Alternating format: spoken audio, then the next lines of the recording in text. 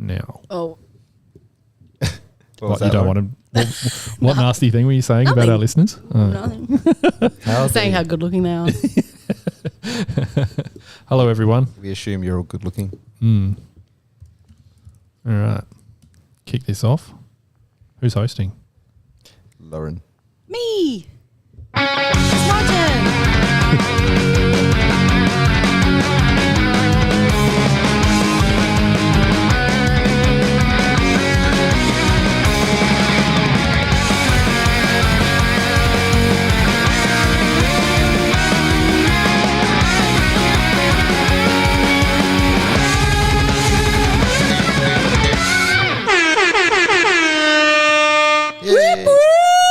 What a thriller!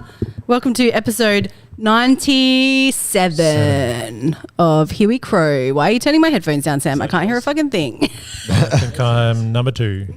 Welcome to Here We Crow. Bit up. As you can see on camera, Oh, my Lord. What a... why didn't you sort What this is out wrong- what before is we wrong went with you? live? Are you two all right? You could hear it before. Lauren is just here trying to do an You only introduction. really get a feel for how loud it is when our theme song comes through. And it's quite a hefty theme song. Oh, was it too loud? Yes. Oh, right. Yeah, Sorry. no, I thought you couldn't hear it. No. Old no, I was- 7-foot men just arguing with each other. It's fair. Enjoy. Now, It as you did feel a bit like when you get the aerial and it's like, no, a bit more. Yeah, that's right. I only turned it back like 2 Ben. notches. Oh, not too far. Ben, you right? You'll get your chance in a minute. can we continue? Yeah, go. Hello, welcome to Here We Crow, episode 97. 97. As you can see, we've been infiltrated. Welcome to our Hawks Nuff, Damien Peterson. Hello, Damien. Welcome. Hello, folks. You're here live. Damien, So let me good to tell have you. you right now, set the scene. Damien is up and about. He's just rocked in with his Hawk sweater on, his Christmas sweater. In July, no less. And it's bloody hot in here too. So he's not modest about where Hawthorn are at the moment. I was asked to come in as an expert, and I thought I'd dress appropriately. Why don't all the footy media pundits dress like you then? It's a question on They're everyone's on the lips. fence. Yeah. They're on the fence. Why That aren't is you true. guys dressed as crows? Well, you know, that's a good we just question, can't actually. afford the merch. Yeah. Welcome, Sam. Hi, Lauren. Welcome, Ben. Thanks, Can you hear Lauren. me? Yep. Yeah, no, Loud and clear. just the right level. Thank you. Good. And welcome to Dan. Thank also, obviously, big episode of Here We Crow after a lovely, tidy win Yeah. against the Bombers, who we haven't beaten for how long? But we've finally It's done it. 2017. Yeah, perfect. We'll be talking about that, and we'll also be previewing it's a pretty big game this coming Sunday against the Hawks, which is why Damo's here. We've got some Fog Watch. We've got a couple of new segments. Ooh, or one. One and a new stinger. Yeah, we've got stuff, and obviously your chat and thoughts, and the other stuff. yeah. Let's just get on with it. Cool drinks. All right, And that's the new stinger for the statistic. that's right. Sorry, Yep. Ben. I totally No, we don't need to do this year, do we? Ben, bring on. Look the, at how excited he is to do 97. Bring on the 97 This is, stats, I knew we please. forgot I something. get a relatively clean run at talking. So here we go. So debut player, number 97, we had Brody Atkinson. Ah, yes, Brody. Yep. 5 games. One of the, Well, one he of the played Bro- games. How many Brodies have we had? 3. So, 5 games, 1999 to 1999. He wore Guernsey What, 97, you mean? To 99? No. No, 97. You're the 97th. Oh, never mind. Don't. Why am I here? Carry on. Why am I here? Wore number 2, which is a bit topical for this week. He did win a 97 McGarry medal. Right. So Wow. there you go with Sturt. And we picked him up at the age of 26 after 4 years, or no, 5 years prior to that, 6 years maybe even. He played 3 games for the Saints. Right. So a bit spread out, but not many games. Mm. There you go. Brody Atkinson. Who will ever forget him? Not Yeah. Sturt fans, I'm sure. No. Anyway, so straight into, I know you've been very excited about an extended 1997 quiz. Here we go. All right. Let's see how you do in the quiz, It'll Damo. be the same Dame, amount you of can questions as normal, I Get reckon. involved. Well, Who won the premiership? yeah. how about we just leave that judgment for the end there, Yeah, Sam? let's do that. And if it is exactly the same, fair enough. So, Poor Damien didn't even know what he was getting into. No, tonight. no, No, he's, you've he's given him actually no- getting up to leave. You've given him no prep yet.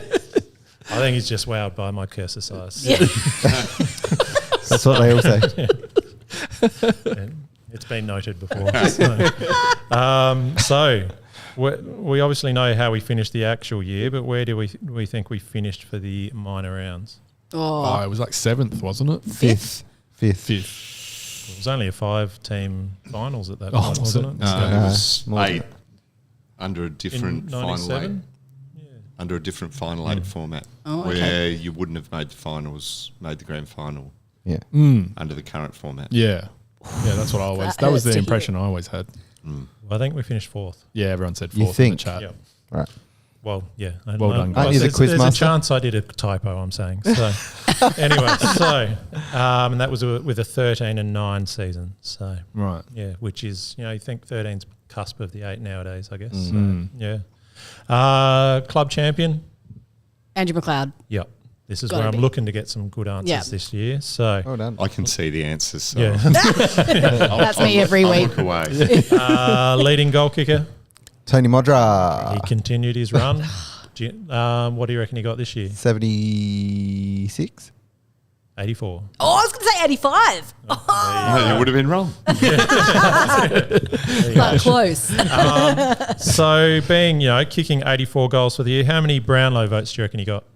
3. 0. 0. 1. And obviously our club champion, McLeod, superstar that year, how many Brownlow votes do you think he got? 21. 23. 31. 1. 1. Are you kidding? Whoa. The fuck? AFL. That's brutal. Isn't it though? So I think Rashudo was our highest on like 18 or so. But 1 for McLeod. Obviously, Yeah, right. unless you win a Norm Smith, I'm sure the following year the umpires noticed him, but that's not that Yep. that first year when he was up and coming. Nathan said So- he's surprised Damo can see the answers behind the cursor. Yep. Yeah. If I move it fast enough side to side, he probably will struggle. So, how many original Crows do you reckon we still had on the list in 97? Blighty did his clean out. So I want to say 10. I'm going to say, when did you start? 91. 5. 13. 7. 9. You're all close around again. it. So, yep. We had 2 All-Australians. Rashudo McLeod. and Wren. What? Rashudo's right. No McLeod? Modra? No, Modra. That's Oh, right. wow. No McLeod. Big man. As I'm Oh, saying. of course, McLeod only got 1 Brownlow, Yeah. so he's not Until going to you be in do there. Yeah. something, you're not noticed unless you're from a certain state. Mm-hmm. So. Anyway, so keep going. What caused the first of our finals in that series to be moved from the Saturday to the Sunday? It was originally supposed to be played on the Saturday. Oh. Was it something to do with Princess Di? It was very Dying. much something to do with that. The Yeah, right. funeral. Channel 7 wanted to do the funeral, Oh, so of they course. moved us. Well a done, day. Dave. Because weren't Yeah, you right. guys playing Essendon maybe in the game that she died and they cut away from the game? Yeah, Was right. that the day she died? And we were watching it and we were in Darwin watching Not sure it. who and we were playing, but I think we were playing Essendon. The minute she died. Yeah, and right. they cut the footy off and we're like, oh, really? It's the footy, mate. And He's finished the game. important game. It's going to be on TV for the next 3 days anyway. So they moved the final. they did it by a Wow. day, apparently. Yeah. Yeah, right. would we have Rest in peace, Di. interrupted game for Donald Trump's ear? Would that have happened? Yeah, I don't know. Was that Anyway, on a speculation. Okay. In the semi-final, who broke their collarbone? Matthew Robrin? Semi-final. One of our listeners might have a vested interest. Peter Vardy. Yep. Barty Vardy has got said it Vardy. before you yes. said that, actually. Well, Yep. All right. Last question for the quiz, and hopefully you'll get it. Grand final margin. Oh, I can't remember I that. don't remember Okay, all right, margins. fair enough. I remember having a The shirt. quality of podcast you've come on to 34? tonight. so- 34.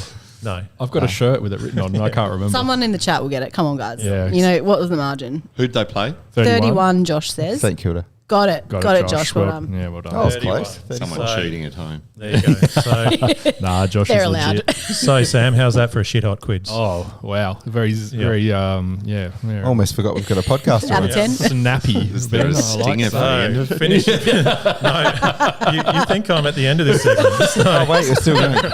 Oh, boy. So, Sorry, Damien. We did say this would be an hour, but it's already been 40 minutes. so this part. born in 1997, we have 3 Bens. 3 Bens. 3 Bens, and it's a Ben letting you know. So, one is Ben Keays, Yeah. Yeah. Oh, the hero of Teaser. the week. Yeah. Ben Davis, Oh, I love Benny. Miss Benny. Ben Crocker, Oh, Benny Crocker, the Tat Man. and we finish it off with a Wayne Miller and a Tom Duday. Oh, Tommy. Rest in peace, Tom Dede.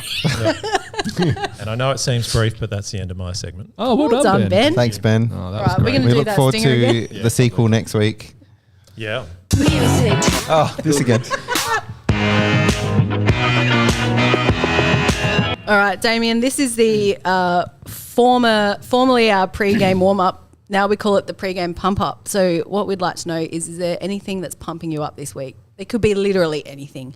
A book you've read, a TV show you've watched, a song you're enjoying, an event that's happened in your life that's made you feel great. Or, you know, the Hawks win could be that too. Jack Ginnivan. But yeah, beating Collingwood. Jack Ginnivan single-handedly beating Collingwood. It was pretty good, wasn't it? Almost. No, it was a good team effort. All played well. I don't know. Questions without notice. I know, let's go with that. I'll move on to the other gents and then you can have a think about it. If you got something at the end, you can slip it in. Dan. Well, just quickly, and I hope this is not going to get brought up in Sam's segment or anything, but something that did pump me up last week on Wednesday night is I got invited to be on ABC Radio in a segment called Songbird, Songbird Speed Date.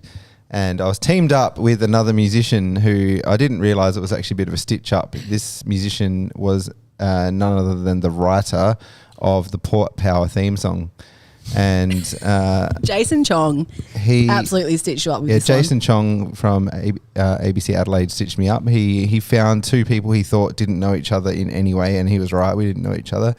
And he thought, okay, this is like an opposites attract situation. I'll get the 2 together and see where they correlate on music. And we had an hour to write a song together, perform a song together, or write one, but we chose to just pick a cover. Took the easy route. Musically we found some good intersection, and we did a song on there. But more to the point was the fact this guy did write the Port Power theme song, and the rationale was that I was obviously on this podcast and maybe we won't get along. But no, it was fine. But absolute stitch up. He was no Roman.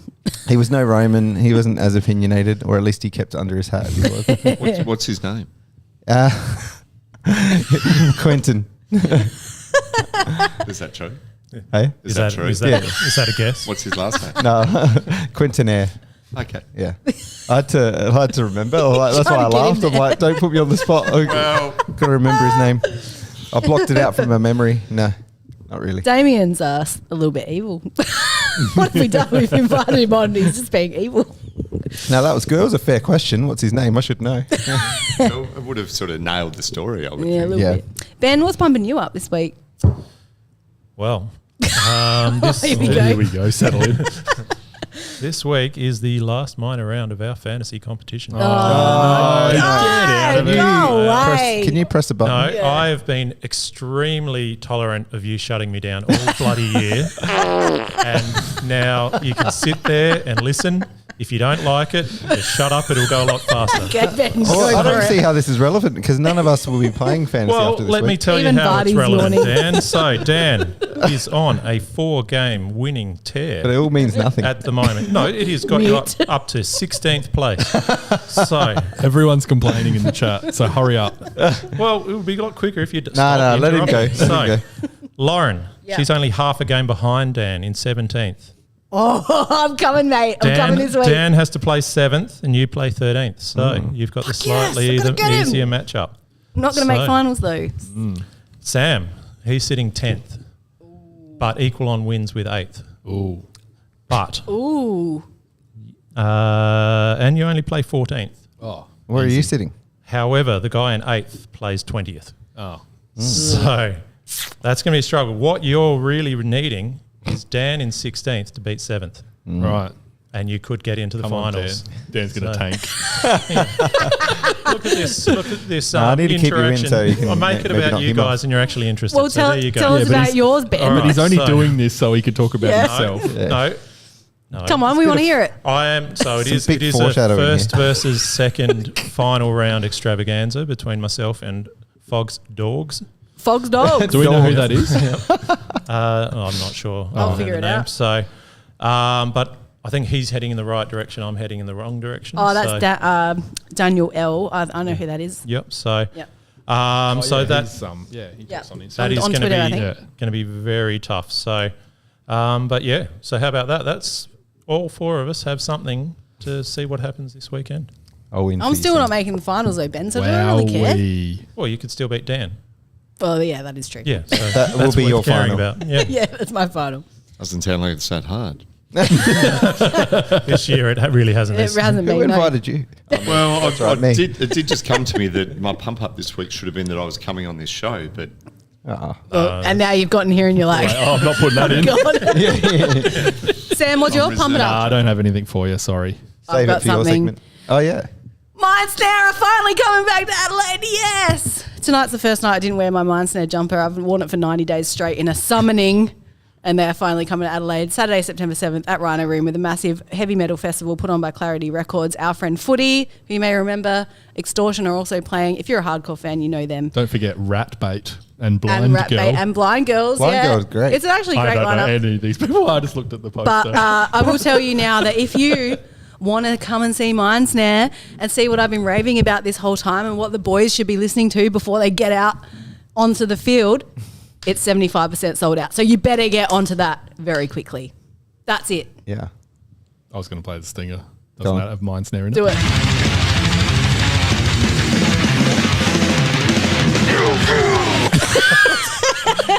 No one's going to Spoiler know what alert. that actually says. Spoiler alert, that is our new stinger for our segment, which is going to be about Riley Thilthorpe. It's called Pure Filth, which is what it says at the end of that. Well, let's get into it. Let's talk about the game then. Yeah, let's. What have you guys got to say about it? Come on, tell me your thoughts. Dan, What you a start. roller coaster that was. Absolute roller coaster.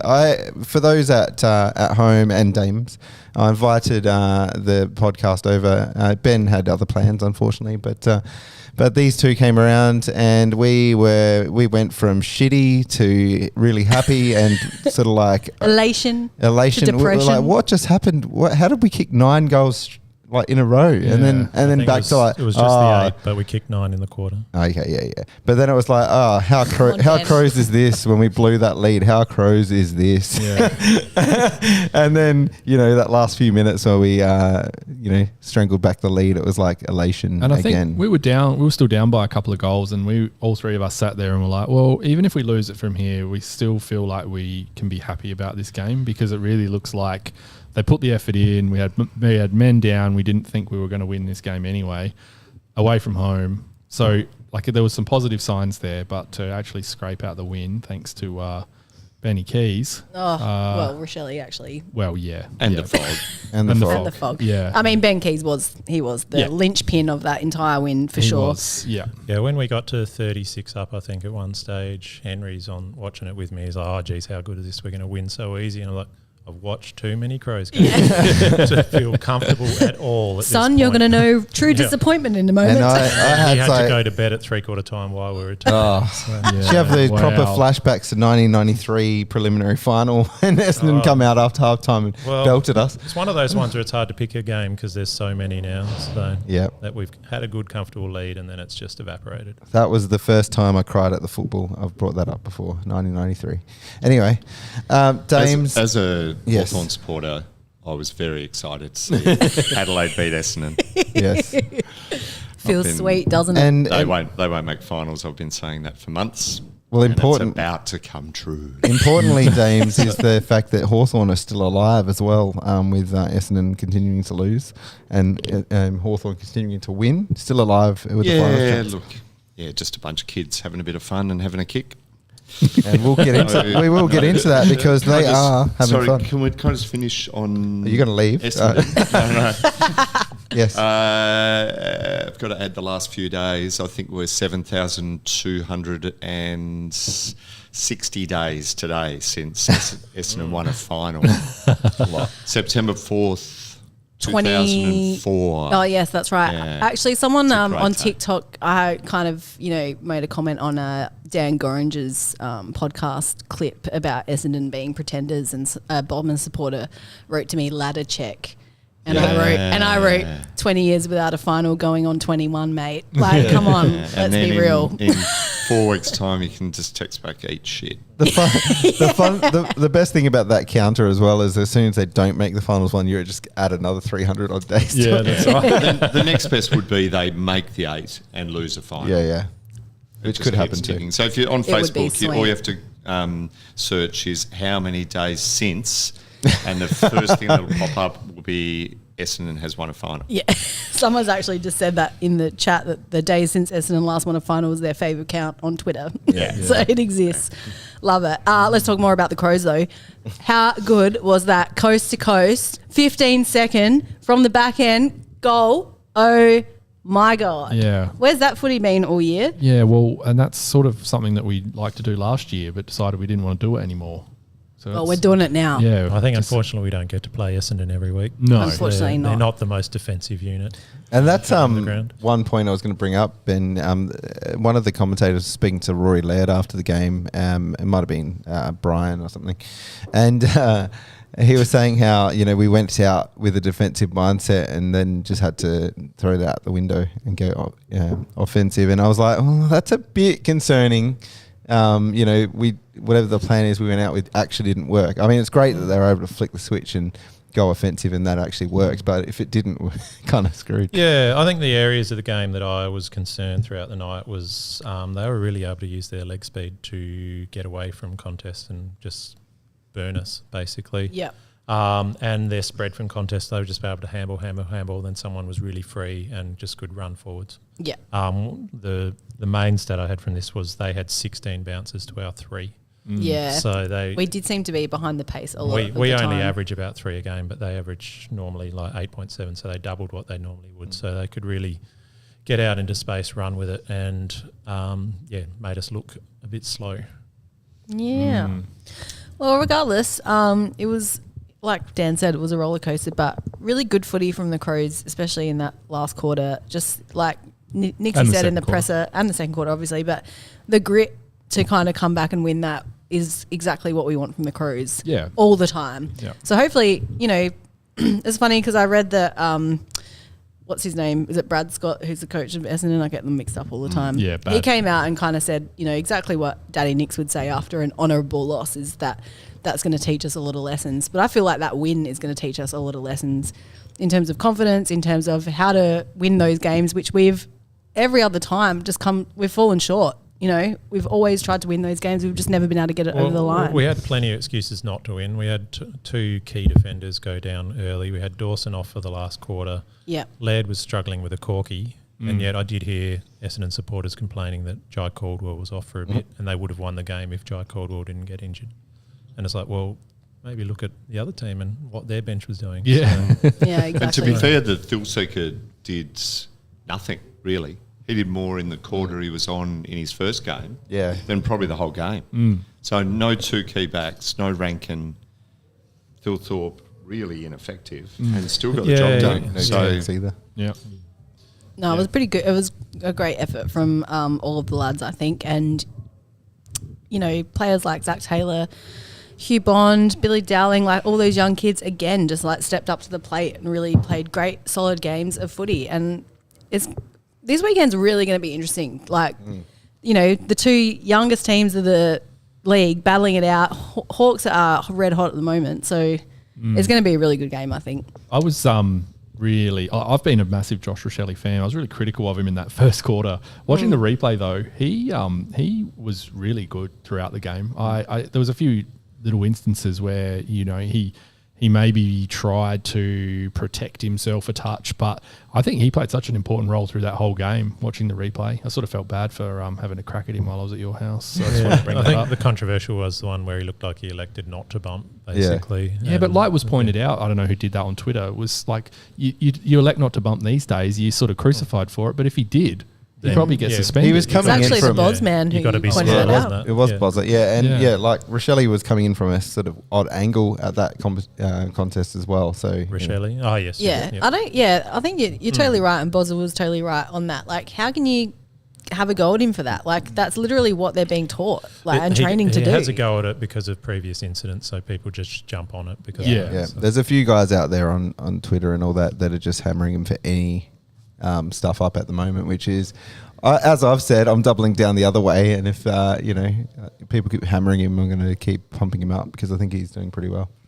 I think his season's been okay. I wouldn't say it's necessarily the season I hoped for from Rochelle. No. I would have hoped that he was fitter and he was doing more midfield stuff because I think if he can get more clearance work and delivering into our forward 50 more, I think he's a much more valuable player. But Yeah.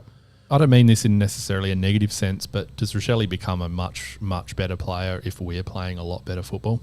potentially a lot Yeah. of players do that. Yeah, I think that's the kind of player he is. I think he probably needs rank in there as well. I don't think he's ever going to be a Rankin or a Dawson or anyone. He's a role player. He's like cherry on top kind of player. Yeah. And he was the absolute cherry on Friday. Yeah, exactly right.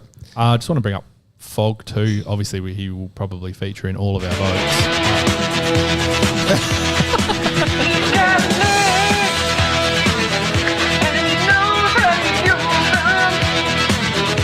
We did actually get a request to do special Fog Watch tonight, so this is it. Yeah. In hindsight, that sting is pretty shit. So Do you want to redo it? You want to maybe I might re-record? re-record. I my think it's vocals called Fog New, so you might have to do New 2.0. There you go. Little scoop for next week. A remastered version. for next week. Yep. I'll just run it through Pro Tools.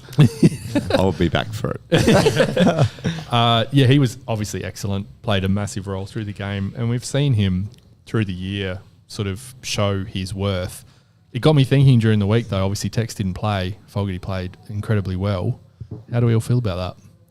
I think he's played plenty of decent games leading up to that. So Yeah. It's fair. I think. No, I mean it in a positive sense. Okay. Okay. Yeah, sorry. I'm not being negative this time. I thought it sounded like, geez, when Taylor comes back, he'll be crap. But No. I'm sort of thinking, well, like, what Do we need him? What are we doing with Taylor? Yeah. I think I'd still. Are you Kane Corns? No. I was just thinking. I'm not intimating anything, but I just thought it was interesting. I'd still love to see the mix because we haven't seen it properly in full swing yet of Walker, Fogarty, and Thilthorpe. Yeah. Obviously, Walker's not going to be there much longer, but hopefully, you think like we'll have like Tyler Welsh coming through by the time he finishes up as another option. But I think more to the point is who takes the better defenders, because obviously Thilthorpe probably took the best defender the other night, which set Fogarty off a little bit to be able to do some things. Definitely let him off the leash. When they have Walker and Thilthorpe, who gets the defender? Fogarty still probably gets off the chain, and then you've got Thilthorpe or Walker taking. Walker will demand someone better than what Himmelberg demands. Yeah, exactly. Who will Sicily go to this week, for example? Do you think if Walker plays and Sicily's Fogarty, playing forward, isn't he? It depends how fit Sicily is. So you got Frost as well, I think. Yeah, this is where we could get burnt. Sicily definitely doesn't go to Thilthorpe. Frost probably goes to Thilthorpe. Yeah. And then who goes to, Sicily or Fog maybe? Yeah. So, we'll obviously get into that game a bit more. It's hard to But- tell. More on Fog. Obviously, I mentioned the 15-second coast to coast before, but obviously that lob to Fog and his handling of the ball and how fast he moved and his switch across to be able to kick that goal, straight on was absolutely brilliant. Absolutely brilliant. The set shot outside 50. Yeah, that was from great. the pocket. Just iced it. And that is the Fog we know and love. So good. I can't wait to see it happen at home. Such a shame it was happening at Marvel and we weren't there for it. Yeah. I got to say, Not this week. Massive, yeah, right, Damo. I got to say, massive props to the Crow supporters at Marvel on Friday night because they were so loud. So well done, everyone. That was fantastic. It was so good to hear. And I think we might do yours, so Kane, later, but I will bring this up now. Josh Rochelle running into the crowd to give old mate a hug. that is brilliant. And I know Kane was bitching about how he should have hugged his teammates or whatever. Dude, are you serious? Like, the fans are what make the game. Killjoy Kane. Like, he's just kicked the match winner. Like, what is the big deal? What is the big deal? So that was a random supporter, not someone he knew? Yeah, apparently it was a random supporter, and he just picked the first Crow supporter he saw on the fence. Okay. Yeah, right. And lucky that guy. But brilliant photos by Michael Wilson, the official AFL photographer of that moment, which I'm sure you've all seen. And have we heard that supporter has a lifetime ban? Yeah, probably. I think that goes to show what consent is, doesn't it? I think a few people in the comments don't really understand the meaning of consent at all, so that's a bit of a worry. You brought up the crowd though. What a pathetic crowd number that was there, considering there was so many Crows fans there too. Supposedly a big club, home game. They had under 30k there, didn't they? Yeah, no, it's not like the weather's shit and the roof's closed, so pathetic. Bit the same as Adelaide Oval Saturday night. Yes. Yeah, well that's right. Yes. Absolutely shocking. And you got anything else? No, not really. It was vote? Mostly positives. It's way harder to talk about games where we played pretty well. Yeah, but having said that, Sam, we've had so many games we've played shit this year. Yeah, I know. It's nice to change the record a bit. Oh yeah, absolutely. Do you know what? This might shock you. I even thought Riley O'Brien played a pretty nice last quarter. Yeah. Whoa. No, I agree actually. Yeah. It's hard again. He was bloody useless for 3, but his last quarter was great. He definitely stood up when he was getting Draper did some really nice things early on in the game, but yeah. Speaking of Draper, how good was it him hitting the post in that last quarter? Definitely helped offset the one Rob missed. Yeah, that's right. Well, they let's be honest, they probably kicked themselves out of the game in that last quarter, really, with some of their set shot kicking. Oh yeah, the one terrible. with was it Langford Caddy? kicked it out in the full from 35 or something? And the Caddy one where he was running into open goal. Yeah, banana on the run. Yeah. I'm so sick of them. Bloody, they just want to fawn over that Caddy, don't they? Yeah. Also, sorry. That's all right. No, go ahead. No, I was you. I was just going to say those last 2 kicks out of that last clearance where they could have sealed the game. And it was just like no penetration on the kicks whatsoever. Yeah, that Merritt kick into forward 50. Normally such a good kick. That was terrible. Yeah. Oh, that's what pressure does, I guess, in the game. I thought for sure that we were going to lose it when Merritt got the ball so easily out of that contest. That was a concerning clearance. It was. Yeah. He had a lot of space. He had a mile of space. Yeah. Anyway. Yeah, also, we put like weird players around the ball for that last clearance as well. Like it was a weird mix. It was like Michael Annie. Yeah, Michael Annie was in there a bit again. Filthy was on the wing. Yeah. Like it was just like a real odd mix of middle players there. Just on that, we played Hugh Bond through the middle a couple of times too. Yeah, we did. Yeah. So he did a tagging role, didn't he? With Merritt? Yeah. Has Dowling got a crack yet, or is he still? Is he now behind Hugh Bond in our rotations? I think he's had one. Has he? Attendance, yeah. Can't say they haven't tried something different though. No, that's right. The last couple of real quick stats. So we have clearances lost, contested possession, which is normally not an Essendon strength. We lost marks, we lost tackles, but what we were obviously very good at was our efficiency inside 50. So we were like 53%, where we're not hitting that very often. So it's partly we got so much quick transition that they weren't defending well. But that was one of our strengths last year, was our efficiency going forward, looking dangerous every time we went into the forward line. Yeah. Sorry, 36,000 was the crowd, I've been informed, but still pretty pathetic. Since there would have been 5k Crows fans there, wouldn't there? Oh, it was. Yeah, it seemed like a lot of them. It was a lot. Yeah. Anyway. I'll just read some comments before we get on with the votes. Myrtle says, just love Josh and Fogg and Benny K. Yeah, we haven't even talked about Ben yet, but I'm pretty sure that will come up in the votes. Same Vardy, with Fogg 2022, 17 games for 33 goals, 14 behinds. Fogg 2024, 18 games for 33 goals, 13 behinds. So he's still pretty on par with what he was doing last year. 2 years ago. Adam Wallace says, is there a wetter blanket in the AFL world than Kane Corns? No. Absolutely not. Let's have a look. Nick Cox looks like Beavis or Butthead. Yeah, I think someone put a post up of that at some point. I reckon I saw that. That's pretty funny. Quirky said, are we still mathematically possible as well? Yeah, we are. It's 9% chance now. It's a 9. 9% Right, chance. I mean, that's more than 2. We're only a game and a half behind the next spot. Well, anything could happen. All right, let's get into some votes then. Sam, who you got? I don't think any of us are going to have anyone different for the first two, are we? It's Keays and Fog. Mm-hmm. There's a chance I've pre-filled that section. For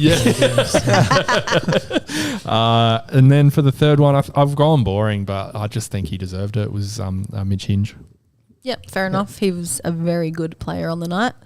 Dan? Yeah, I think pretty much you could take your pick of the remaining defenders that we had left that night because they all did pretty well to hold their own considering all the outs. I mean, even Dawson, who drops back every now and then, is a big out for that defence.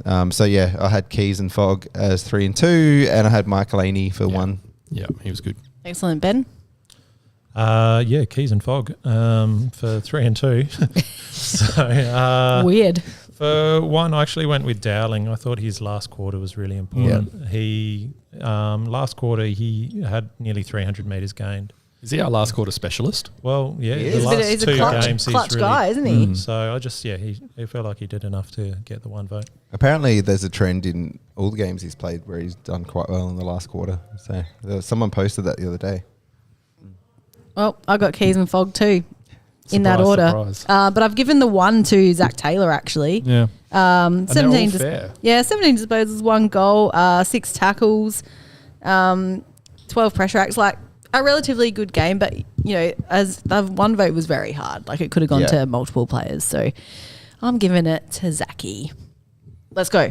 Hi, I'm Tyson Edwards. You're such a quiet achiever. Who you got, Sam? Michael Annie.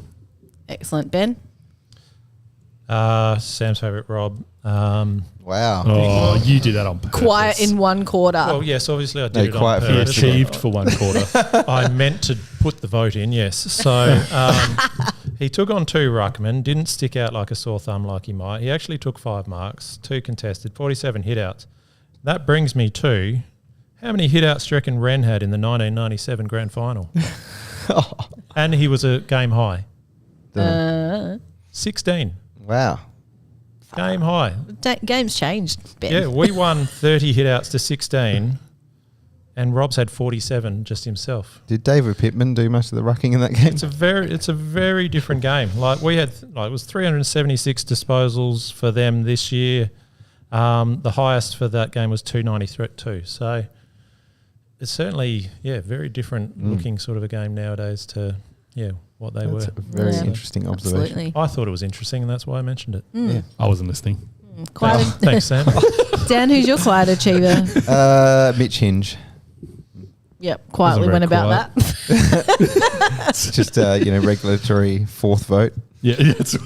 Can I give you a quiet achiever? Yeah.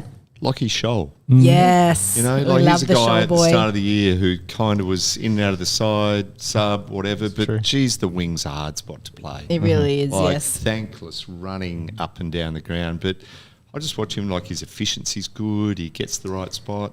But He's a those perfect guys- kick. Absolutely he's perfect kick. really And good he's kicks. definitely silenced a lot of the haters because he was a bit of a whipping boy earlier on in the year. Except for Sam, because he'll still say Essendon aren't a good team. Yeah. Oh, yeah, he was all right. I think he's okay. But he never plays good against a good team, apparently. No. Oh, Essendon aren't good, are they? Yeah. Come on. Come on. You've got to move They up. were in the top 8. I don't hate Scholl. No, we know. I just don't think he's just not the top liner. But if he's sitting in our side in that sort of bottom 5 players, I'm all for him being inside. Yeah, I reckon he's higher They than just our extended bottom I've never five heard- at the I moment. think so. I've never heard such a backhanded compliment in my life. If you're in the bottom 5 players. Don't be like this to friend of the pod, Sholly. No, I Come love on. Scholl. Is Ben Keays still in the bottom 5 players for you? Well, overall, yes. He's been fantastic He's though the last few definitely the weeks. nicest player. you we've turn off Sam's interacted with. He's microphone? very good. Very good boy. You agreed with me on all of those. Shut up. I'm just stirring you up. All right, have I asked you yet? Yeah. Yes, okay. Well, mine's going to Jake Saligo. He actually didn't have that much of a quiet game, to be honest. He had 21 disposals and 4 tackles. Yeah, that's what he did. But he had 26 pressure acts. So, yeah, very good game by Jake again. You He's love a the machine. pressure acts. Yeah, I you're do. right. Well, that's what Pressure we're Act about. FC. We're about the pressure acts. How many pressure acts did Lockie Murphy have? Oh, it would have been top 2. Let me have a look. Surely. He had 7 Oh, for a defensive forward. That's heaps. isn't that what he hangs his game on?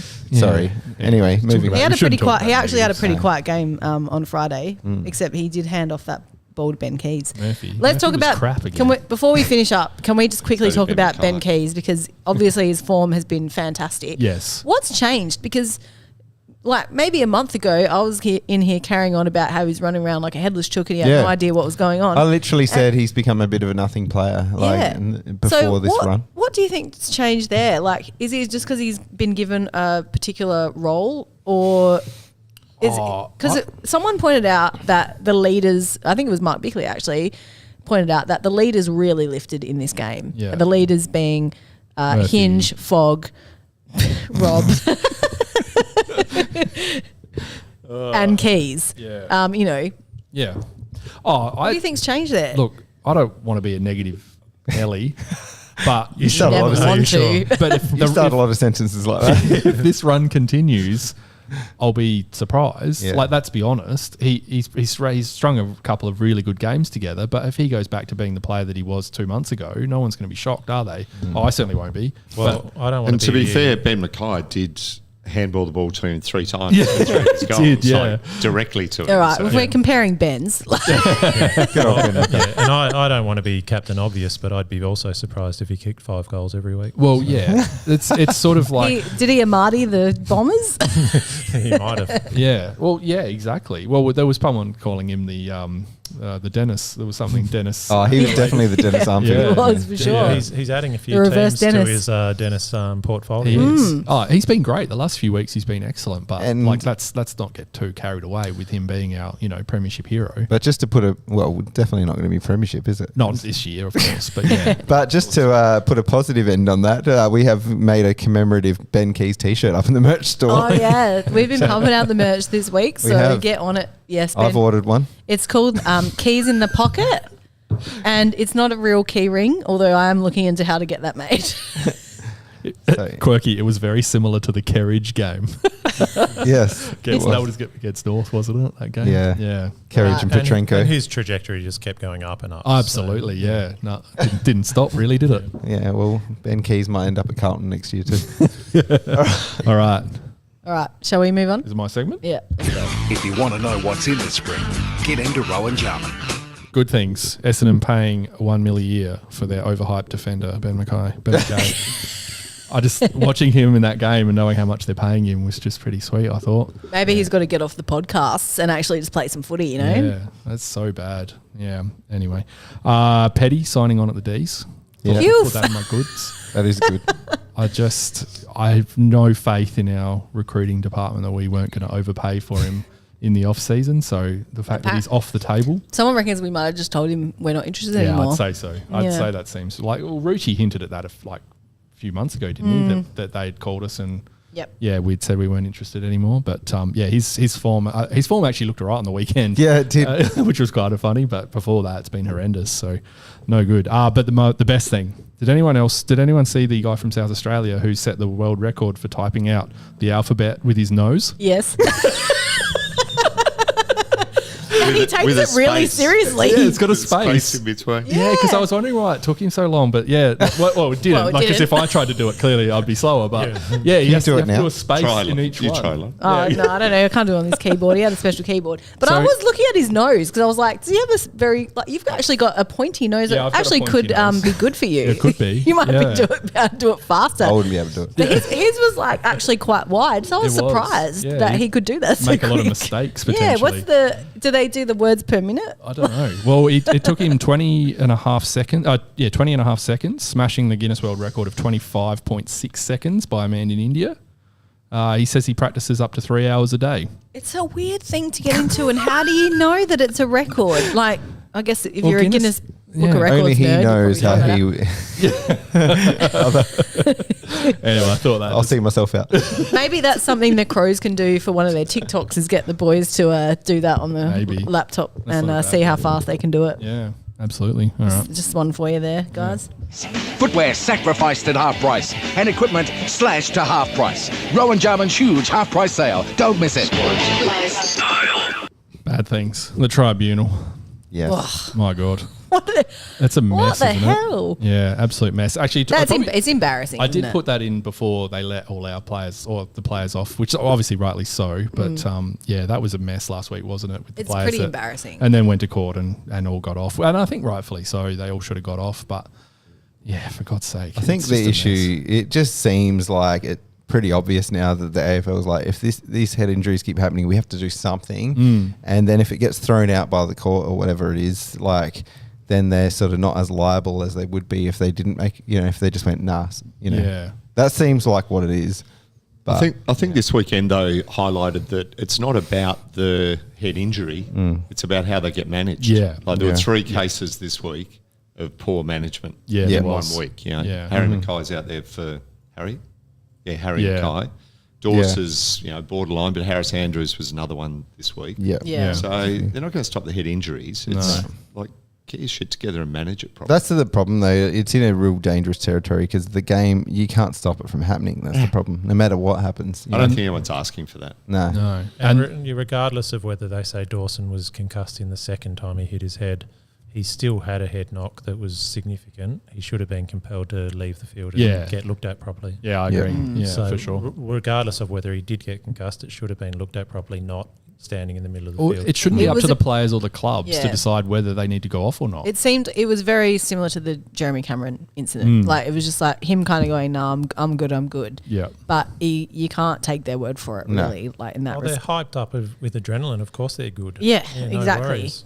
I mean, if you're writhing around on the ground for longer than half a second, that's probably an indicator that you should probably get checked out. If they have, hamstring awareness, they're straight off the ground. Yeah. But brain, No. nah, she's right. He's all right. Evidently, they have very little brain awareness. Tom Green did the Giants podcast and unloaded on the AFL and the tribunal system. I did hear about that. He said it's now deleted. And Nathan says AFL don't want the final responsibility and future liability, but AFL doctors monitoring for head knocks are inevitable. And that's so true. I was actually talking to my partner about this the other night because he asked me about the rule changes. He was like, well, what's going on with that? And I said, well, yeah, everyone's really frustrated because they're the only professional sports league in the world that's changing their rules on the fly in the middle of the season. But also they've got this big thing like cloud over their head with the concussion thing. They know that inevitably they will get sued and it will probably destroy the league. Let's be real. Like that is the biggest risk. And the problem they have is they pick and choose which week they think the head is actually important. Well, that's the other thing. It's Yeah. so Depends who hits inconsistent. that head. Yeah. And it depends, if it's just Paddy before a Cripps. grand final Or whether- Cochin. It would be really interesting to know like what kind of what they're doing behind the scenes in terms of how they're putting all this together.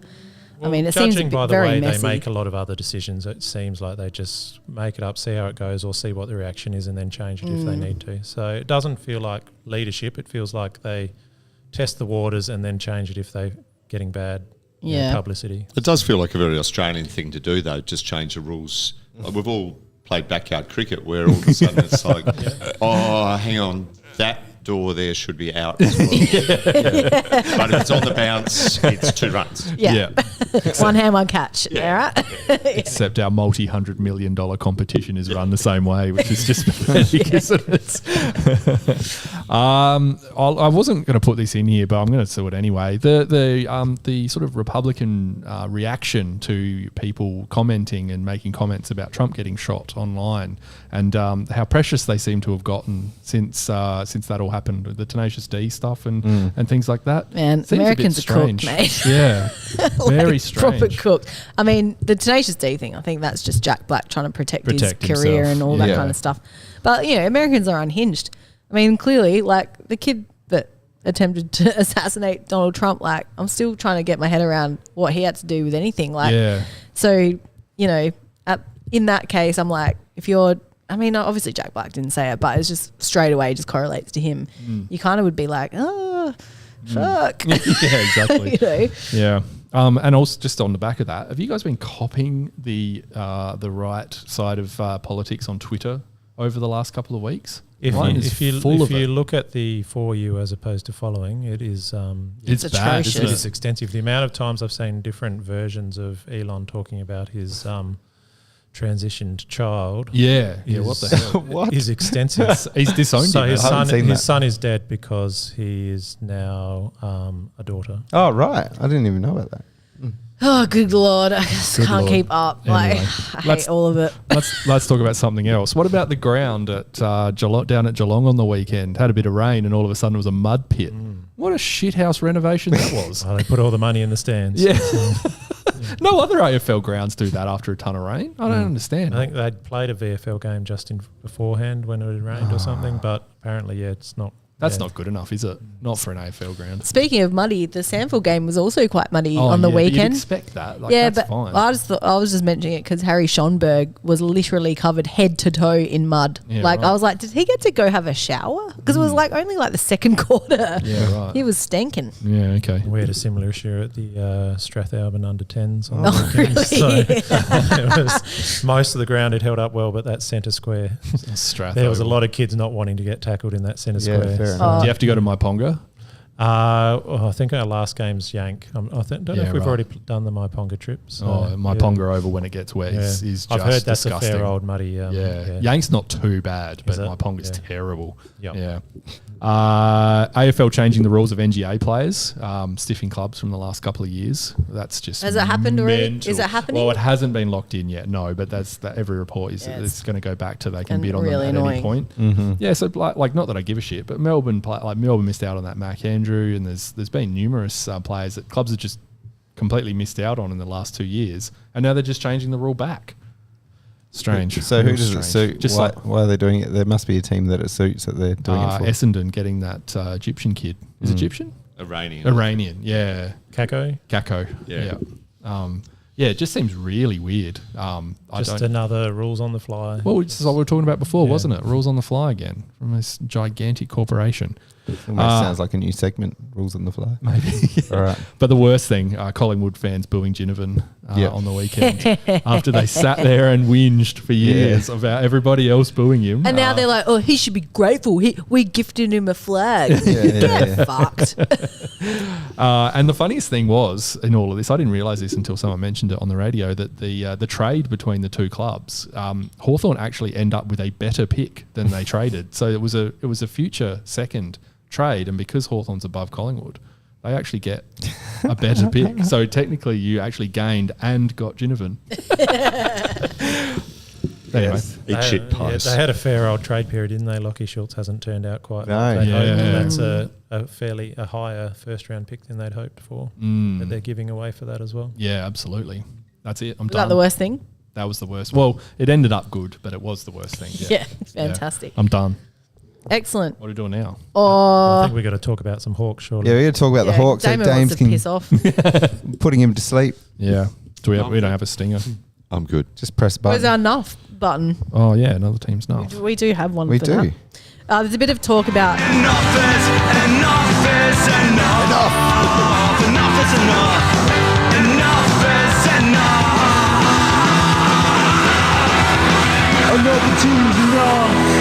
now. There's a little bit of chat in the chat about some trade talk and all that kind of stuff. We'll get to that after this. We're talking about the Hawks game on Sunday, which is going to be a huge game for the Hawks because I think their finals chances might be on the line with this one. True? Finals chances.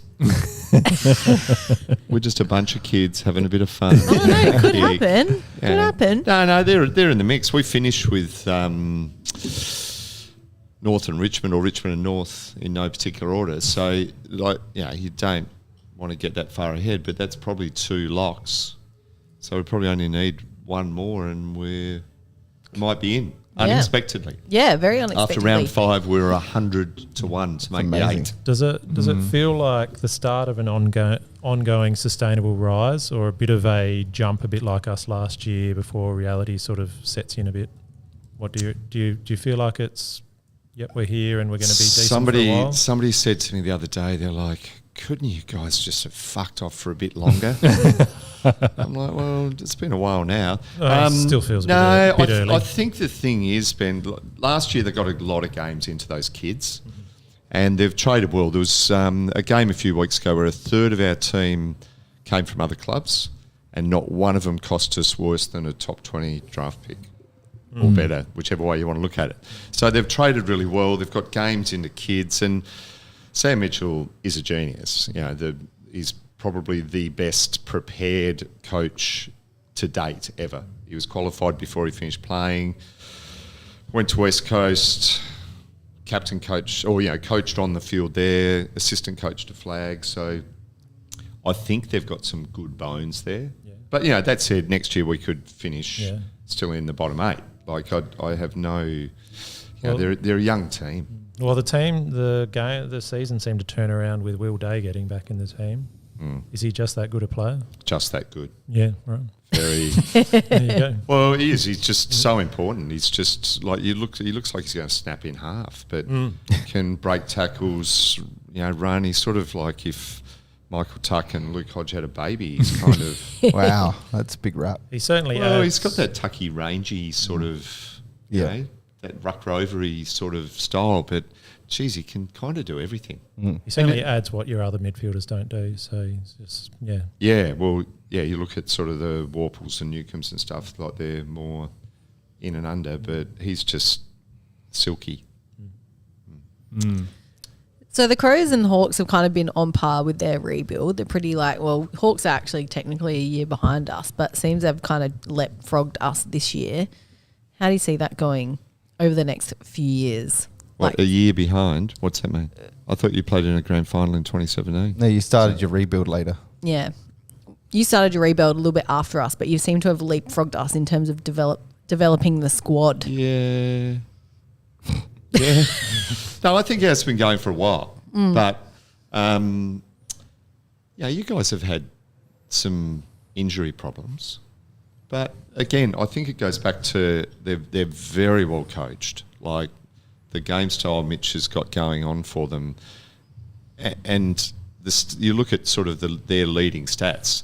Post-clearance ground ball, I don't know whether we get into too much stats stuff on this show, get into it. Love it. Post-clearance ground ball, they've been either on top of that list or very close to for most of the year. And by all reports, that's been heavily coached because, you talk about possessions per team in a game, most of the game the ball is in dispute. So what's the best skill to have? Ground ball gets. And that was one of, I think, Port Adelaide's knocks. They don't have anyone in their backline that can pick up a ground ball, whereas Hawthorn have just been a lead in that space. Their clearance sort of brigade, Meek's been a massive inclusion. Ned Reeves was coming along really well, and right at the start of the season they changed the ruck rule to you can come into the other person's space. So Meek, that's perfect for Meek's big body. So their clearance work's been really good, but I think it's just that they're very highly organised.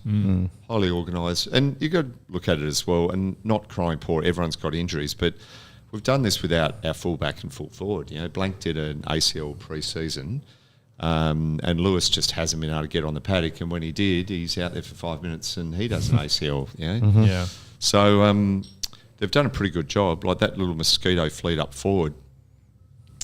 What did they kick between them at the weekend? Sort of 20 goals between. Yeah, I was going to say sort of where all your goals coming from, because you don't seem to have much tall timber up there apart from like Marby Olchol and who's been excellent. Yeah. I mean I feel like he's pretty underrated. Like he did pretty well at Gold Coast as well, and they still seem to be happy to get rid of him or trade him to Hawks, which I found surprising. He's the leading forward 50 tackler that's over 6'2". Yeah. Sorry. He's the only bloke in the top 10 that's not under 6'2". And you guys, from all reports, stole him from under our noses because we were having a look at him last year. Well, so you've done all right there. Nah, he would have chosen to go to a better club, I'm ashamed. Yeah. Quirky said, I heard a Hawks fan say once, I can't believe we got rid of the best coach of all time and replaced him with the best coach of all time. It could be true. Or it's seriously, it could be true, Sam. Like, but we just don't know. Like he might not win a flag. It's a bit like Hinkley. He's a successful coach, but they hate him because he just doesn't win flags for them. And Sam Mitchell might never win a flag, but he is a very, very intelligent football coach. And I think most of the knock on Mitch and the fact that we didn't win much last year and we started poorly this year, we were 1-7 at one point, not just lost the first 5, was around the mess around the Clarko Mitch in and out. But that had nothing to do with Mitch's coaching ability. So clearly he's got all the boys on board. He'd spent heaps of time with these guys at Box Hill. So you look at, the McGuinnesses and, Newcomb, they picked up in a mid-season draft, and a lot of those kids he spent a lot of time with. So he obviously knows their game really well. What I do like about what's going on at the moment, and people like Kane Corns would definitely knock this, but he looks like he's got the boys having fun, enjoying their footy, having a bit of a laugh out there, which you don't see that often. Yeah, no, Kane's on board now. Oh, is he? Kane's on board as of this week. He didn't like it when Ginnivan was doing it at Collingwood. No, but he calls.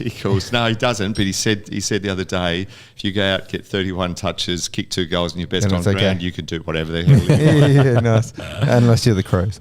No, he. I like that they're bringing some personality to the game. The guys up forward are having a bit of fun, and I'll hate it this week if they do it, but it's also certainly easier to express when you're going well. Yeah, exactly. Well, do you want a little bit of hope for this weekend? Yes. No team that's beaten Collingwood has won the next week. Yep, I did hear that. It's good to know. And you're on our home deck, which is always hard. I'm sure a Hawthorn won't use that as ammo to beat us. Probably Mitch will find some sort of angle there, but that's it. It would be a famous victory without Rankin, Dawson, Butts. Yeah. I mean, Dawson is obviously the key big out for us, but should we... Well, Rankin is the best player in the competition. Well, as of today. We had this discussion, didn't we? He's had 2 weeks off. He went from number 3 to number 1 by having 2 weeks off. Default. He's actually the number 1 ranked player as of today. Must be training the house down. Yeah, I really miss him. How long has it been? When is he coming back? Just get him back Not here? this week. We've still got 2 more games before we get him back, don't we? No, this week. This week. This is the last week. Yeah, Is this 4 weeks? For 3. Well, did he get 4? He got 4, yeah. Oh, did he? All right, you probably go next. He's back for the showdown, I think. We were as surprised as you that he got 4, but he did get 4. Yeah, it's crazy. How much do you love Dylan Moore? Lots. Yeah. Yeah. Talk about underrated blokes, Stan. He is now, he's one of those heart and soul players of the football club now. I watch him because I watch our team really, really closely, even though I watch a lot of footy. But his work rate is amazing. And probably last year as well, and this year he really is getting reward. But fuck, he works hard. It's insane. He certainly tore us a new one in the first edition of our games this year. He did. Yeah. What happened there? He kicked 5 goals. Oh, yeah, that's right. That one. You just wanted to hear Ben say that out loud, didn't you? Yes, it was not a fun game to be at. Should we kick it to Dennis, Sam? We could kick it to Dennis. Yeah, sorry, I don't know. We've actually been talking about which player in the Crows we could turn into Dylan Moore. That's how much even other clubs are starting to notice how well he's playing. Well, yeah, Sam's mentioned that a couple of times. Yeah, I would love to turn Rochelle into someone like him. I don't think he's ever going to be him, but he's probably a bit too hard for Rochelle maybe. But yeah, I don't know where this button is. Trying to pad. Do we answer yet or wait for the stinger? Sorry. No. There's a stinger that's coming. To Dennis. So we're right behind him, and the Carlton fans are right behind him. Once, twice, 3 times. Oh, look at that. Yes! He's the master blaster. Now, you remember what this segment is, don't you, James, from last time you were here? You did. last time I phoned in. I think. Well, that's the same thing. Well, not really. I don't get to. Now, just to set the scene, Ben Keays was the master blaster. He was the Dennis Armfield for the Crows against the Bombers, as an example of someone who just pulls a massive performance out their arse out of nowhere. But if you need an example this year, that'll be Amati. Yeah, Joel Amati. Joel Amati is this year's absolute winner of the Dennis Armfield Award. So who from Hawthorn do you think could tear it up against the Crows this week, who perhaps hasn't had the best season? I know you've had a great season so far.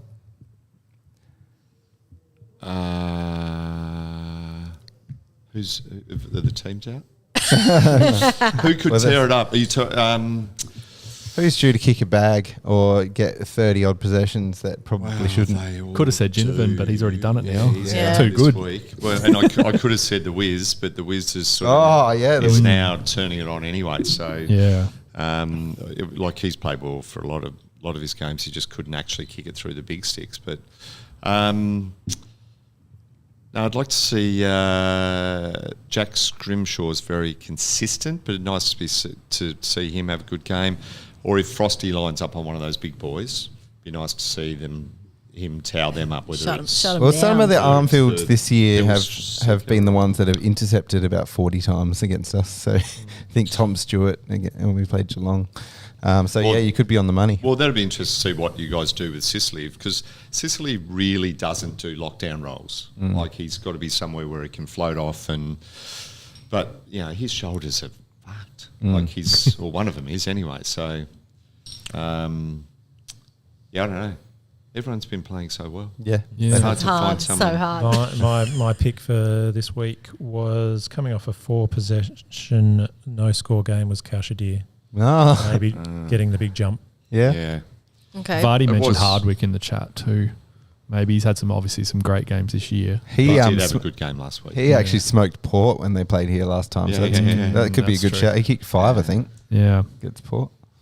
Do we go to is there an actual answer to the who's your Dylan Moore? Was that an actual question? Oh no, it's just been in the chat. Like, right. it's not hasn't been just me. Been a lot either, of comparisons with Murphy, the way it rolled. I'll give you a valid one. Luke Pedler. Pedler. Luke Pedler would be my vote. He's got to get on for- the park first. Yeah, I know he's got to get on the He can park. get his but body right. Yeah, I'm a massive fan of Luke Pedler. I think Me he's, too. Yeah, It's I very think- good looking. I think he's got a long future. Oh, I'd Well, like to let's hear hope so. that from an opposition supporter, because I think a few of the Crows fans are like a bit like, not sure if he's going to get through it. Yeah, but that's Crows fans, Lauren. Like, glass half empty. We can look objectively very and true. go. That's why I like hearing it from you. I love lots of stuff about the Crows at the moment. It's just concerns about his durability, I think. Yeah. Zach Taylor could be yeah. another shout. Yeah. He seems to be able to kick goals lately. Dowling's another one, Yeah. essentially. Yeah. Anyway, one day they've probably got Dylan Moore's poster on their wall. Yeah.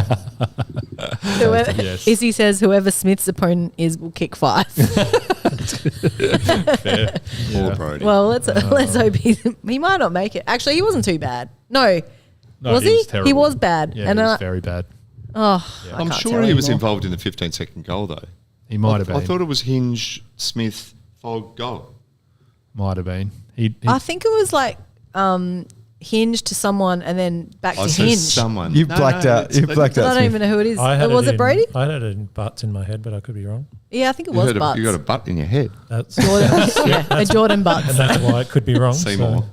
Hinge Butts butts, Hinge. Yeah, that's what Oh, I it was thought. Hinge. What? So Hinge Hinge kicked butts, it out, Hinge then fog. then went around and took the long run kick. We've got about 5 or 6 people in the chat telling us that. And of course, Sorry for can't trying see to the chat. pump up Brody Smith. Sorry. Sorry. Yeah, the last you'll time. regret that. and Butt's obviously out for the year 2 now. So interesting. Anyway, Yeah, the Liz Frank. Not No ideal. good. No good. well, Dames, it's been nice having you. Before we let you go, do you have a tip for Sunday? Who you think? My tip is don't schedule Goodwood Saints under 17.5 games at the same time because I can't go. I can't go to the footy Sunday. That's one hot tip. That's Tip. I think we're going to break the Collingwood curse. I'm going to say Hawks by 27. oh, come on. Oh, what- 27. 34 then. I was being generous. Yeah. I don't know. I just you guys having the outs that you've got, I can't see how it's going to happen. Yeah. Interesting. All right. Well, thanks, I don't know. Dames. Who are you guys tipping? Oh, should we Well, just, We can do tips. Yeah. just throw it in? Go on. I think Hawks by 10. I think the same issue that I've got is That is points, not goals. 10 points. Yep. The same problem I've got is, no Dawson, no Rankin. They're our 2 best players. I don't know how we can get it done without them. It wouldn't shock me if we win, but I saw us play Hawthorn in Melbourne and we were shit, very shit. And they played so well against us. They're going to put a heap of pressure on us. which generally we can't seem to handle this year. Like if they get a hold of us, it could be ugly. I just don't see how we can go with their energy. Like Essendon are comparable in terms of coming out all guns blazing at the start of a game, and we struggled in that first quarter. Yeah, I don't think Hawthorn are going to let up. That's the problem. Whereas Essendon lapsed massively. I just don't think Hawthorn are going to do the same thing. Well, that's been our biggest weakness this year, has been coping with pressure. Yeah, like we just look rushed. We make bad decisions. Even last year when we had that real close win in Launceston, it was really close because your pressure, we just weren't able to execute like we needed to. So if that happens again on Sunday, we're going to be in a fair bit of strife. And you guys were going all right then as well, weren't you? Our form was okay at and that ours point, wasn't. So. There was lots of lulls in that game on your game against Collingwood on the weekend where you sort of felt like Collingwood were going to come back at you and you just didn't let it happen. Like you just sort of managed to just, call off whatever they were trying to throw at you at any point and then just keep going. And if I just can't, like I can't help but see the same thing with us on Sunday. Yeah, we've had a few of them now. I just think there's just some maturity and composure. Yeah. Actually, the Port, where they robbed us with the 1 second win, we only led for a second. Yeah. That might have done us the world of good. Yeah, true. Because, to lose that hurt. Like, that hurt the whole club. It hurt me. I was watching that game. It hurt all of us too. Hey, how have we got through the show without you guys mentioning 91? Again. Doesn't that always come up? No, not right. Thanks for bringing it up, though. So you did give us a hiding. We did. It was a good game. We won the flag. Who are you tipping, Ben? My big concern is we often feel quite good after a close win like that and then don't back it up so well. So I've gone with the 28-point loss. I don't know, maybe we'll build confidence and continue our transition, but I think Hawthorn will play a very different game to Essendon, and if we can't cope with that pressure, then we're going to start looking a bit fumbly again, like we have been for a lot of the year. Yeah. Fair. Lauren? Upset 1 point win for the Crows. Nice. Hey, I tipped Crows by 2 points on Friday night, and I got that right. Yeah. Very right. You did. And I also won the weekly tipping for the week. I was the leader. I got 8 out of 9 with 0 margin. Nice. Go me. I don't win anything though. Who's your tip? I sort of intimated that I was Hawthorn were going to win, so I'd say 36. Nice. All right, Excellent. thanks, Dames. No worries. And if you can't get a ticket to the game, obviously it'll be on at the Hotel Metropolitan. Yes. Ah, yes. Of course. Plug. One of our favourite pubs. Yes. How do you go? Is DK still one of the owners there? How do you go with having a Port fan in there? Well, we've got 2 Port fans. Matt and DK are both Port fans. Yeah. How do you go with that? That's okay. That's I couldn't handle it. that's fine. They see me when I walk in, and they know I'm the Crows fan, and they're like, here she is. We welcome everyone.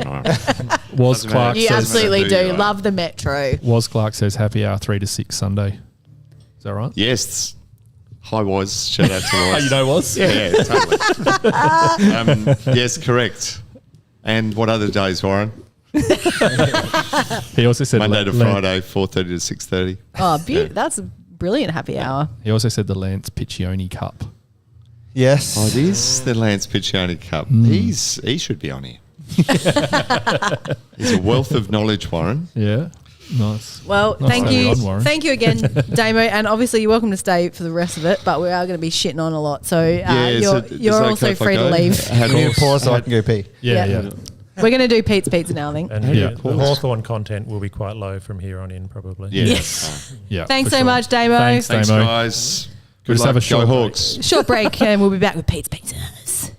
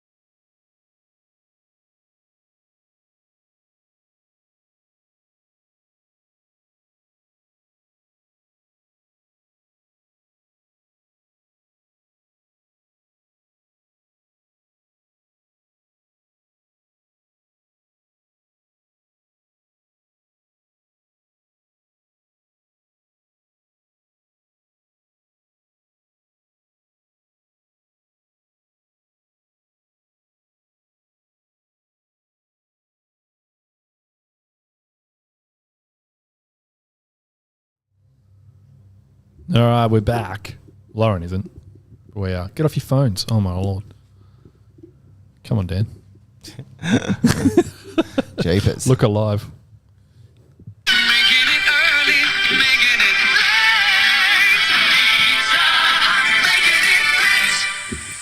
Hi everyone, welcome to Pete's Pizzas. Thanks again to the Here We Crow crew for giving us all a platform to celebrate together. So I'm going to give you 3 takeaways to chew on after our incredibly exhilarating victory over Essendon on Friday night. First up, I'm talking about Keays and the kids. Who would have thought after that lamentable loss against Richmond 6 weeks ago where Ben Keays had 3 kicks and 0 tackles that he would turn it around and put together such an incredible match-winning performance? It was so fantastic to see Keays not only lay 8 tackles and kick 5 goals, he also brought the kids along with him. Dowling, Saligo, Taylor, Berry and Bond all played very important roles. We've been asking Matthew Nicks to give the keys to the kids for the last 12 months, and it's so gratifying to see them play so well. So to Ben Keays and the kids, I'm giving you a family-sized supreme pizza topped with basil, olives, mushrooms, salami and mozzarella cheese. Second, I'm talking about the Fog. Darcy Fogarty stamped his authority on the game, proving he is the true heir to the throne and is ready to take the crown and lead our forward line. His 8 marks and 4 goals were instrumental in delivering our victory. So to you, Darcy, I'm serving you a meat lover's pizza with ham, bacon, salami and extra pepperoni. Great game. And lastly, I'm talking about Rochelle. Some people have wrongly given Josh Rochelle a hard time in recent months, and Friday night showed the reason why we should always have Rochelle in our team. His 3 goals were absolutely crucial in our victory, and it vindicated his place in the side. A victory like this is why we supporters and members keep turning up week after week. This is why we travel to Melbourne. This is why we care so much, because of wins like this. So to Josh Rocky Rochelle, I'm serving you a traditional Abruzzo pizza topped with porchetta, chili, radicchio, fior di latte, and fig jam because you are that good. Yes. Great game, Josh. Now, on to next week. Let's see if we can take down those little rascals from Hawthorn. Thanks, everyone. Beautiful, Pete. Well done, Absolutely well done, love Pete. the pizza menu. Love that. Raquel. That's how we used to say it. So good. Just Raquel. Hey, before we get into social media and Bozza's selections from the sauna, because that's actually a bit of a discussion with all our outs. And we've got a returning contributor as well. Yes, we do. We should do that now. We should do Aaron now. Aaron from Iowa, You know who's what? been missing in action, is back. Just quickly before you hit play on that, Sam, when we were driving here, Lauren, I went to say something to you and completely lost my train of thought. It was actually, we haven't heard from Aaron for a while. Well, there you go. And lo and behold, back. here we are. And he said he has sent us quite a lengthy one, but I think it's been a while. We haven't heard from him for like a month. So let's glad hear to it. hear that he's safe and sound with everything that's going on over there at the moment. Yes, yes. Well, I'm sure he can send us an update about that maybe at another point to give his perspective. Yeah. And we should probably clarify, not all Americans are crazy. We love Aaron and we love his analysis of the game, so let's hear it. Hey, here we crow. It's Aaron from Iowa. Just checking in after a wonderful Essendon game. Been watching, of course, all throughout the season, but having a 1-year-old kid that moves and eats and has his own personality and energy is a lot more time consuming than having like a 2-month-old that just lays there and lets me watch footy with him. So, but yeah, I've been keeping up watching every game start to finish, unfortunately, for some of those. And just first of all, I want to say thanks for all the work you guys do. It's been great listening to the podcast and catching up as things have happened. But man, what a game, huh? I mean, best game Ben Keays has ever played, kind of capping off what's been a heater of a stretch for him. I want to say, like, we moved the ball interestingly, and I was kind of curious looking back at the numbers. So we had, this past game was the 3rd highest meters gained per disposal that we had all year, yet we also had the 5th highest share of handballs for our disposal, so like the 5th highest handball to kick ratio. And I just think that's a fascinating little tidbit. It kind of feels like, and I'd have to go watch again, but I mean, there were more direct and efficient with their handball. They didn't teeter around, and if they didn't have an option, they said, let's just get it the heck out of here. And I think it did put a little bit more stress on the defense coming back. It's really hard to defend in transition like that sometimes, and I think we're moving forward really quickly and putting our defenders in a lot of one-on-one. But you know what? They've earned it, and they've earned that trust, and they can make some tweaks, and obviously the injuries didn't help, but this defense has earned that trust, I think, to play one-on-one more often. They get the ball to ground so often. So I think I'd like to see a little bit more of that. Let the young kids run, let them shine. Fogarty, man, what a player. He keeps just getting better and better. Finally feel like the future is really secure, seeing him take the step up and seeing Riley play as well as he has even in just 2 games. So I'm just really happy that things are going well still here, and or at least well the past 2 weeks, and hopefully we can close out the season strong. Hopefully I'll be able to call in a few more times. Thanks again for all your work. I love you guys. Thanks. Go Crows. Thanks, Aaron. Thanks, Aaron. That was so great. Good. Yeah, and I was just wondering why Ben didn't have that stat. I think he might dig a bit deeper than I do. Yeah.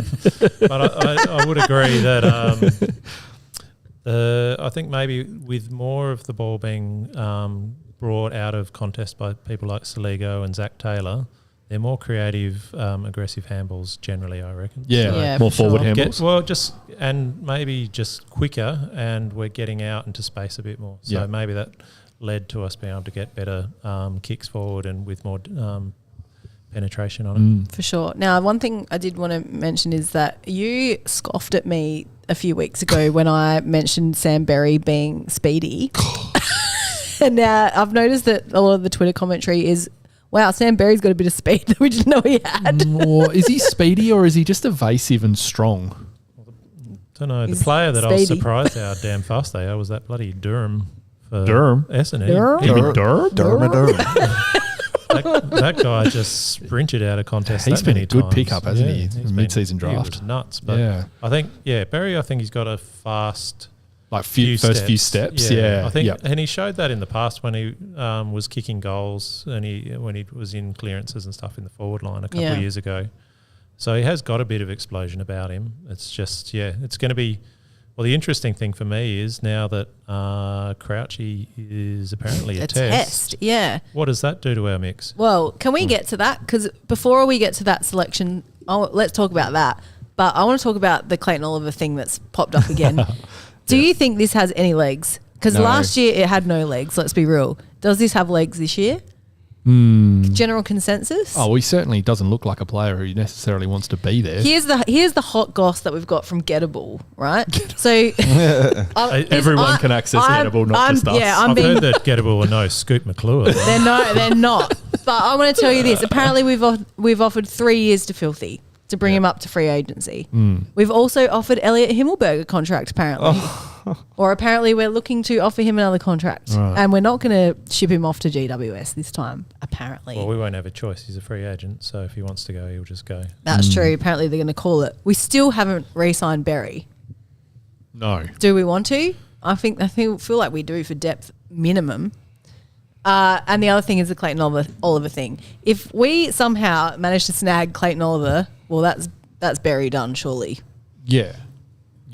My worry, like I think Berry in the last few games has been great. I've Jaden said that Nixie's been in my ear saying when I might say something bad about Berry, but I think I fully admit that Berry's been quite a great player for us. My problem is that it's the midfield makeup thing, isn't it? And obviously we've got these little rumours about Crouch swirling around that he might be back in the next couple of weeks, and then obviously there's Rory Laird as well. So my problem with Berry being there is maybe who's around him as being the biggest issue. If we can get that right and Berry's the key there with some faster, speedier, more skillful players around him, bring it on. But I'm not sure that's going to be the case. So yeah, everyone seems to think the Oliver news is just Sam McClure digging for feed and baiting people, which I'm 90% there.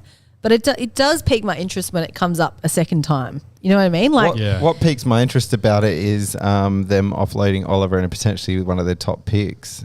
Because if we get the pick and Oliver, then we don't lose because having the extra pick would be massive for us. Well, Kane Corns reckons we should give up our first pick for Oliver, which I don't think anyone would agree with at this point. But we'd have to, wouldn't we? Oh, All of us not going for anything less than a first. I round think pick. that's the talk. Is we get a pick in return though. That's a top pick. Yeah. Okay. We need Nuz on here to verify that. I don't know. I mean, Grundy went for nothing when they had to get him off the books. Yeah, but do they need to get him off the books, or does he just not want to be there anymore? Might be a bit of both. Now, Pizza Man Pete says, I think that's why we haven't signed Berry, because I think they're holding out for Oliver.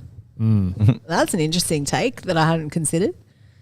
Yeah. I mean, Burjo's still around, isn't he? Maybe it could be the Burjo effect. Burjo's around for now because there's rumours about him leaving too. There has been for ages, but I seriously do not think he's going anywhere. I think he's pretty settled in Adelaide. It was a pretty big deal for him to come home, so I can't see him going anywhere soon. Tom said no, Kane thinks we should get Melbourne's first pick. Oh, okay, I see. I got it the wrong way around. I thought he was like, no, we need to give up our first pick for him. The other player that we should be looking at is Harry Perryman. I'm not sure how far we're into that or if we are or not, but he's unsigned and, a good option from GWS. Cool. Let's talk about selections. No, Dan's right. Perryman would be a fantastic player to get. I don't know whether he wants to come to SA though. Yeah. Well, there's all the talk about coming as well. Yeah. Yeah, there's coming. He's just on a hamstring, so he might be on the table. Yeah, that's right. Yeah, I don't know. Who knows? We need to talk about this later in the year when we've got our new pod expert. Well, realistically, we should be talking about this when we don't have a 9% chance of final. Oh, true. Yeah, that's right. Sorry, Ben. I didn't want to get it too ahead of ourselves. All right. Well, what's next then? Bozza. We doing Bozza now or social media in general? Social media. Let's do socials. Let's do socials.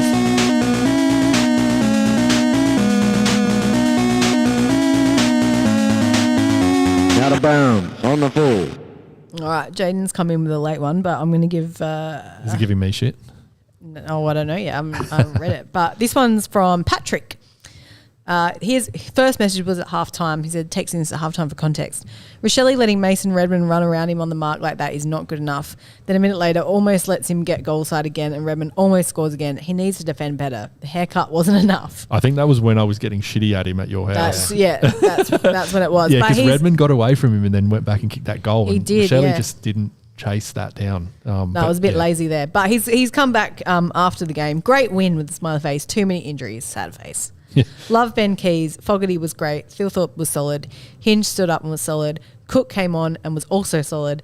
Great to see Bond and Taylor have good games. Rochelle may have kicked the winning goal, but I stick by my halftime text.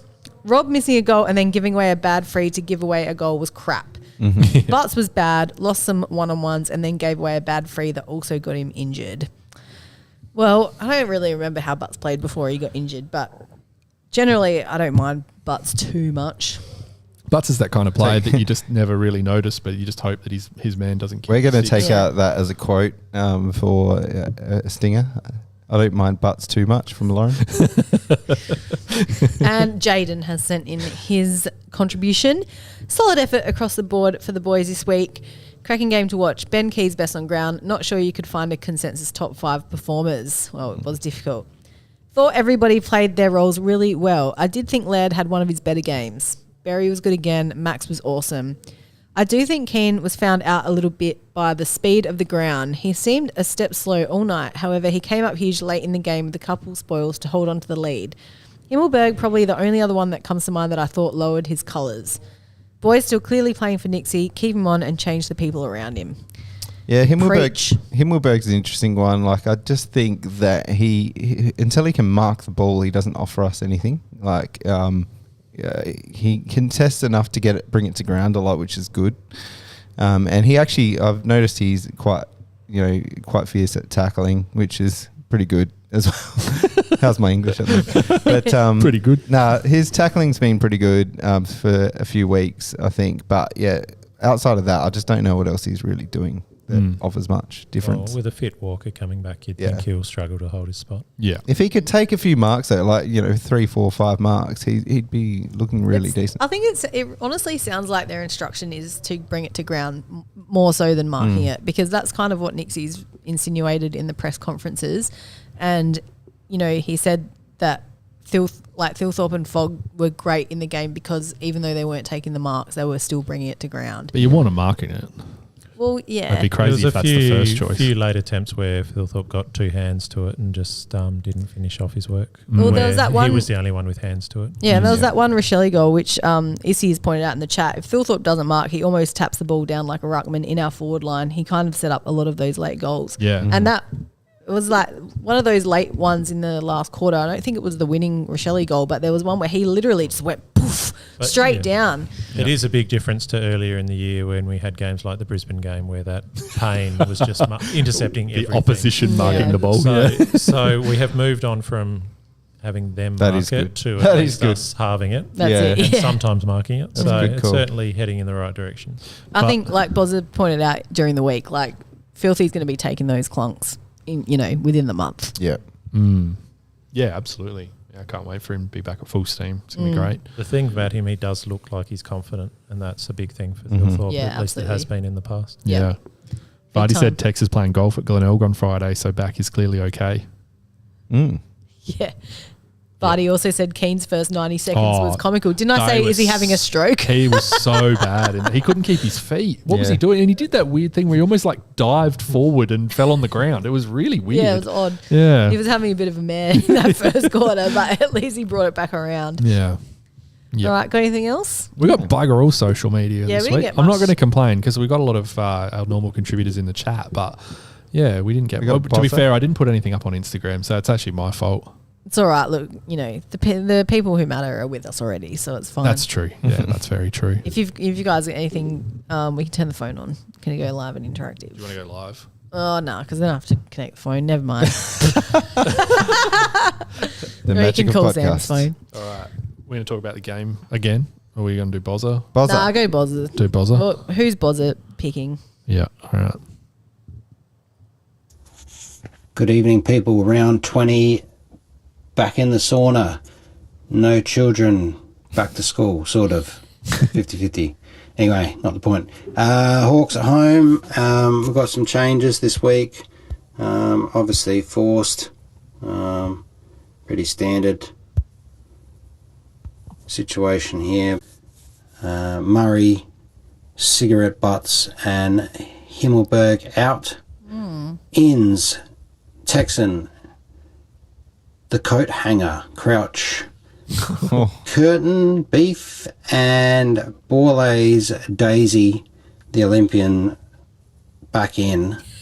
And I'm going to shift the sub, so either Shoulders, Crouch, number 4 or number 33 to be on the subs bench this week. So not really caring about the result, leaving the kids in. Hopefully one of them gets a rising star this week after last week's joke.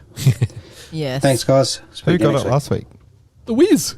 Oh, the Wiz. There's got to be a body of work nom coming up for Dowling or You Taylor, would think so. surely. Yeah, you would think so.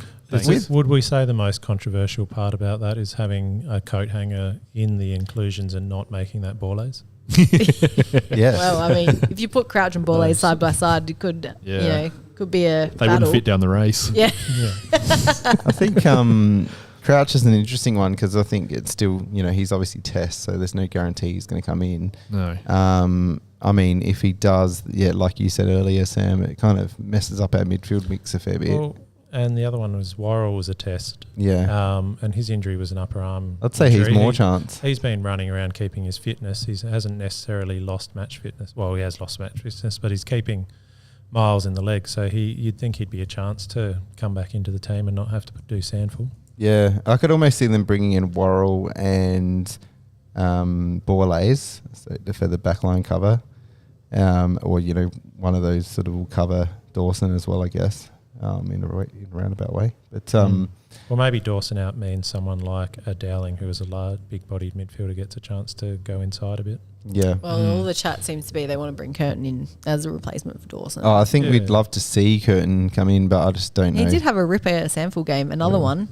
Lots of disposals, kicked a couple of building goals. some form definitely in the SANFL. I don't know. I didn't see any real highlights from the last game. So I guess think it'd be the perfect opportunity to bring him in and play him for Dawson in Dawson's role. But I just worry against another young team, just worry how it went the first time and whether it'll be a good experience or not coming back in. Don't know. Regarding the sub though, I can almost see him putting Cook as sub again Yeah. I don't see any reason why they wouldn't do that again. I don't know. I'd love it not to be him, but I just, with them putting him as it last week, I thought there's no chance they're going to put Murphy as because they named him on the ground, and I could see them doing that again. Murphy hasn't subbed yet, is that right? He should be subbed out of the team entirely. So or at least Brody Smith's been subbed, but I don't think Lockie Murphy has. There's a chance that Murphy gets the rotation in. I mean, he did have a very quiet game on Friday. Jones and McHenry, as he just said. Oh, my God. Well, yeah. Both of those got named in the write-up about being quite good. If McHenry comes back in, I'm not going. The thing is, of course, McHenry and Jones are going to be the best in the sample. They're AFL-listed players. They're going to rack up the possessions, and they're obviously stronger, more fit than most of those sample players. So, I don't know. The thing is, they don't generally rack up the sessions though, and they still get talked up. So it's interesting. Yeah. Anyway, that's that. Vardy's don't mean to be negative, but have we won our last game of the season or this season? No, we'll beat Port. Maybe. I reckon we will. We certainly don't have the easiest end of the season. Oh, what are you talking about? Sydney at the SCG in the last round? Could be playing for a final spot again. It must have been because we finished top 4 last year. Yeah. Also, some of the chat wants us to call. Oh yeah, they want us to prank Dino, which I'm all for. Let's prank call. Would he him. hate us? How do you suggest that we go about this? About pranking Dino? Yeah. Can we call him? We can try. You've got to link your. He might be phone up putting to the kids to bed or something. All right, let's try. I can give you his number. Let's try. Oh yeah, do you want to do it, Lauren? You can do it. Oh, it's on my phone. He might not answer it if it's an unknown number. True. I don't even have his number. We'll try. I think I gave it to you. It. I think I gave it to you for the time you had him in when I was away. What? You don't have it? You don't have your friend's number? It's in. No, I've got it in a messenger chat, but that was ages ago. Oh, I just got a message from the Adelaide FC. Don't forget your member barcode can be used to purchase additional guest passes. Yeah, we get that bloody message every week for some reason. Go away. Keep waiting for the one where, don't forget, or this week we'll bring someone for free to sit next to you. It's like, don't forget, you can buy guest passes. They're only $150. Oh, good. No, they're not that much, but still, it's not like it's a bloody sort of bargain, is it? We have not forgotten. Oh, here you go. How does... Why are you giving it to me? What is it? Oh, sorry. He needs to have it. I was giving it to you because you don't have your friend's phone number. 04203444. Don't say it on the air. Oh, sorry. That's why I'm just showing it to you and not saying it out loud. And his bank password is... What are you going to say? Don't know. Should we do the air horn? That'd be pretty funny. It's not going to pick up. 04203448. Whoops. I was going to leave him a message. Oh, sorry, but I said his number. That would have been good. Hang on. I'm sending him a message. All right. He's going to get a lot of people calling him now. So. Oh, whoops. I always forget to put the bloody screen He hasn't been active in 5 hours, apparently. So, Oh, shit. hope he's all right. He might have had a meltdown after that game. He's yet to come back up. All right, well, are we done? I think we're done. Yeah. All right. You got anything else you want to say, Ben? Good episode, guys. No, I don't think so. There wasn't any other segments you... We were going to do You're So Kane, but I can't be bothered now. Honestly, shut up, you idiot. He just wants clicks and he doesn't like the Crows. Yeah, clearly. Are we still going to try and get Kane on? Well, not now, because I'm off him again. Oh, maybe we should. Maybe oi, explain yourself, fuckhead. Like, why are you saying this That might not be the best way to approach it. No, I reckon he'd love it, eh? Probably. Hang on. Dean's writing back. Is he? Hang on. We might get a hot take. He said in bed, what's urgent? In bed. He's been in bed since Friday night. Oh, well, go Crom Dean. All right, let's wrap it up. Thanks very much for joining us, and thanks very much to Damien Pearson from the Hotel Metro for coming in and talking all things Hawks. Hopefully we can get an upset this week. That would be really nice. That would be nice. Not everyone hears that confidence, so I guess we'll see you next week in commiserations if we're predicting the future. Thanks so much for joining us in the chat. Thanks, everyone. Thanks all. Bye. Bye-bye. Hooroo.